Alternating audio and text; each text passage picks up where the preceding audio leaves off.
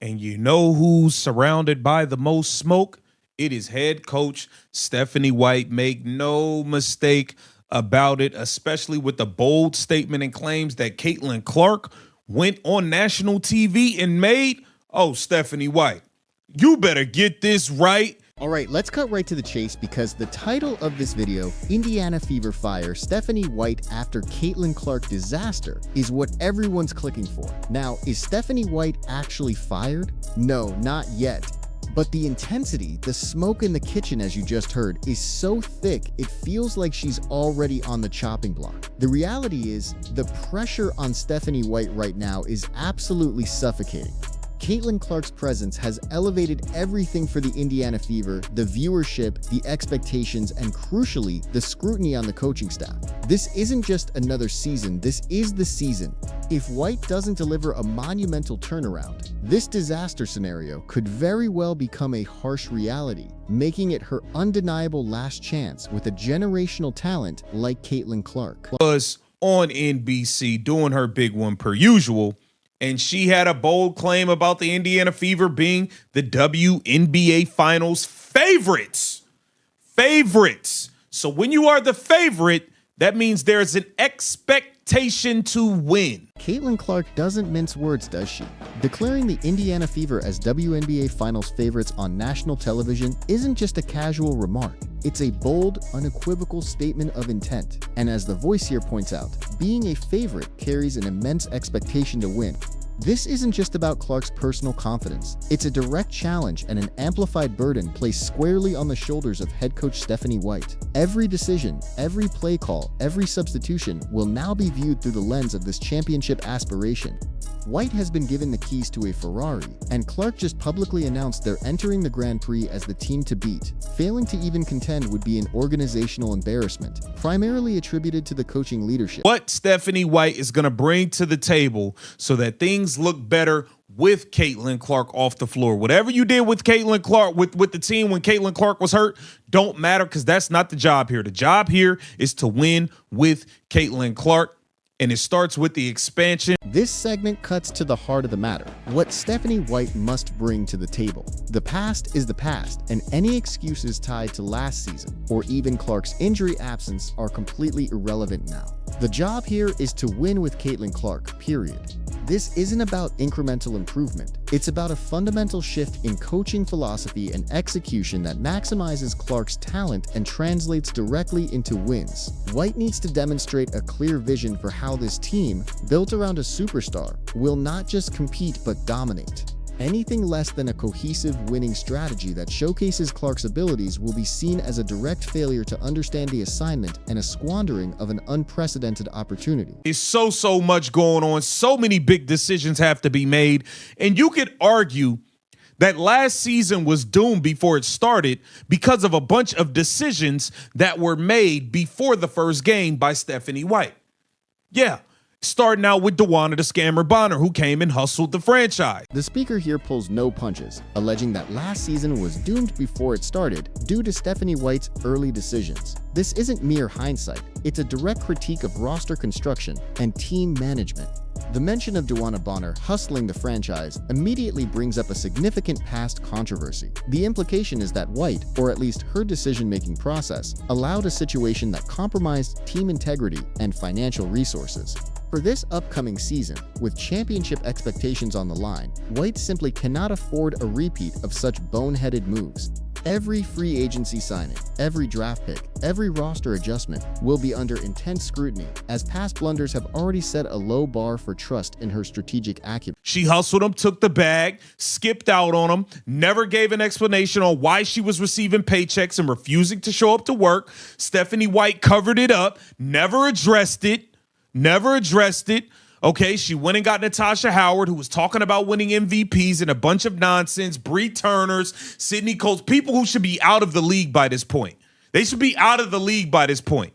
This is a damning indictment of past player acquisitions and team management under Stephanie White. The Duana Bonner situation, where she reportedly took the bag and skipped out, not only cost the franchise money but also created a disruptive cloud that White allegedly covered up and never addressed. This speaks to a lack of accountability and transparency. Furthermore, the criticism extends to other players like Natasha Howard, Bree Turners, and Sydney Coles, described as people who should be out of the league by this point. This implies a pattern of acquiring underperforming or ill-fitting players rather than building a cohesive, talented roster around key pieces.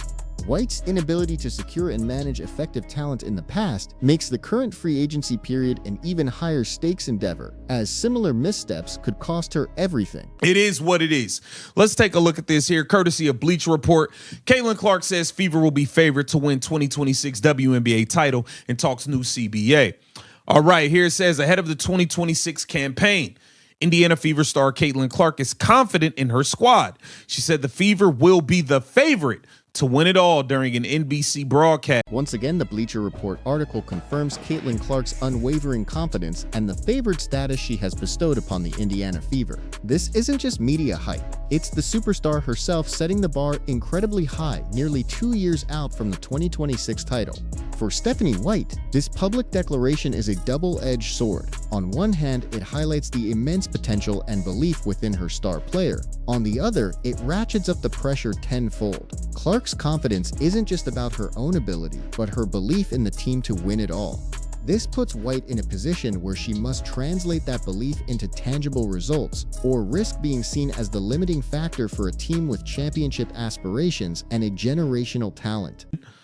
For the growth of the WNBA and the subsequent rise in player salaries, but she said it was never her goal to change women's sports. This was never my goal to change women's sports, she said. I show up, played, and I loved every second. I feel a responsibility. This clip underscores the monumental impact Caitlin Clark has had on the WNBA, unequivocally labeling her the reason for the league's growth and the subsequent rise in player salaries. While Clark humbly states it was never her goal to change women's sports, her actions and undeniable talent have done exactly that. She embodies a new era for the league, bringing unprecedented attention and investment. This context is crucial for understanding Stephanie White's position. Coaching Clark isn't just coaching a basketball team, it's coaching a cultural phenomenon.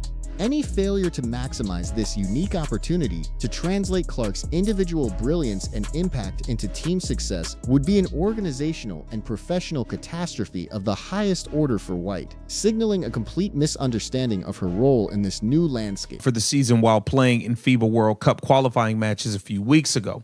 All right, here it says, more than anything, I really did feel like myself. I feel really healthy. She said a lot of people put in a lot of time to get back there.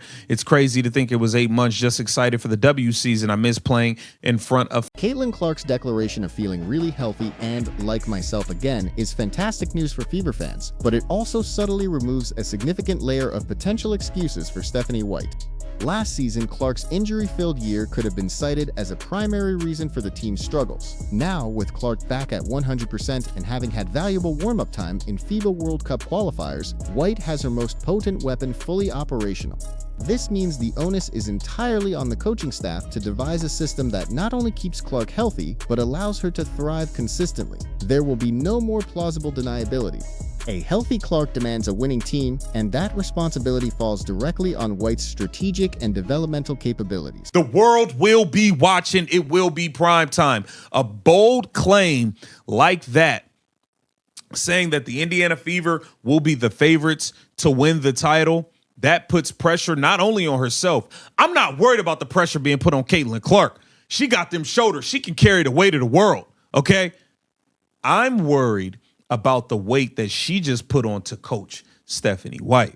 The sheer weight of the world will be watching isn't hyperbole. It's the reality of the Caitlin Clark era. Every game is prime time, every move scrutinized. The speaker highlights that Clark's bold championship claim isn't a burden for her. She has the shoulders to carry that weight. The real pressure, the true weight, has been squarely put on to coach Stephanie White. This is a critical distinction. Clark is built for the spotlight and the highest expectations. White, however, now faces an unprecedented level of scrutiny and accountability.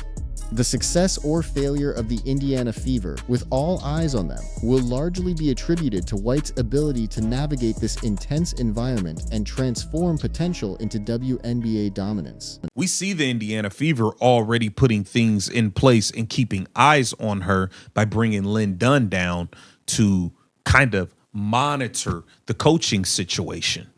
Yeah. It's a lot of smoke in this kitchen for Stephanie White.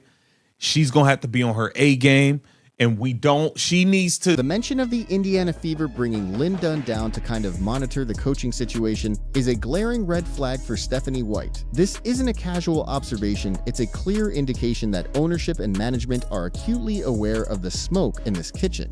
Lynn Dunn's presence signifies an internal audit, a heightened level of oversight that suggests White is effectively on a probationary period. It's a formal acknowledgement that the organization is not fully confident in the current coaching trajectory and is prepared to intervene.